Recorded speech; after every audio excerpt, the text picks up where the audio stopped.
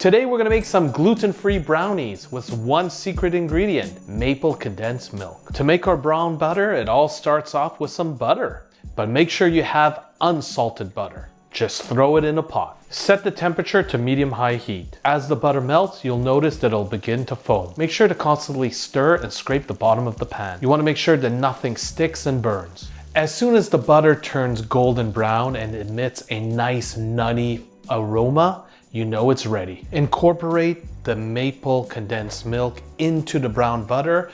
Make sure to stir it constantly on low heat. Let's add some gluten-free flour. Let's add some sugar, cocoa powder, some baking soda, some salt. Let's mix it all together. Add some vanilla extract.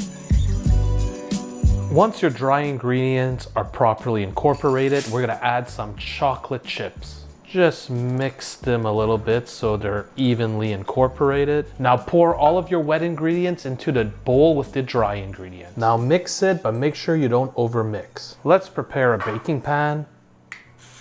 Spray it with some oil. Spread the oil evenly. Place your parchment paper. Spread the oil evenly again. Put another layer of parchment paper. Now the parchment paper will help facilitate the removal of the brownie when it's done baking. Pour your brownie batter into the baking pan. Now spread it evenly onto the bottom of the pan. Sprinkle some flaky sea salt on top. Place the brownies in the oven at 350 degrees Fahrenheit for about 24 to 28 minutes.